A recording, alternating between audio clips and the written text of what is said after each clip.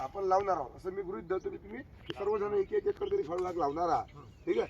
एक एकर फळबाग लावल्यानंतर अशाच पद्धतीने त्याची कटिंग झाली पाहिजे, अशाच पद्धतीने त्याचा घेर वाढला पाहिजे.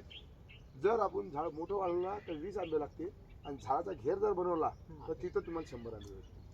मग 100 आंबे पाहिजे तर 20 आंबे पाहिजे. 100 आंबे क्वालिटीचे पाहिजे की 100 आंबे बिना क्वालिटीचे, 20 आंबे बिना क्वालिटीचे, हा विचार शेतकऱ्यांना करावा.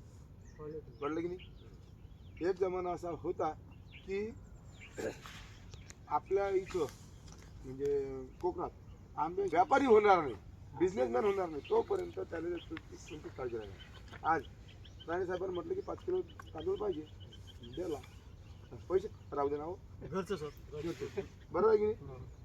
हे कधी बदली, जेव्हा तुम्ही व्यापारी पद्धतीनं विचार करता तेव्हा तुम्ही अर्धा किलो तुम्ही तांदूळ कोणाला देणार. समजलं. शेती हे फक्त शेतकऱ्याची नसून आता व्यापारी पद्धती झालेली आहे.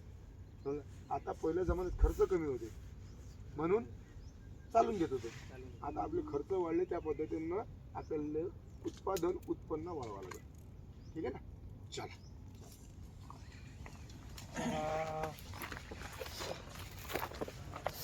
हा मारा मारा मारा मारा मारा या काय का झाडाजवळ येतो. तू फोटो काढ रे शुभम. फोटो काढ. चेन खोलू.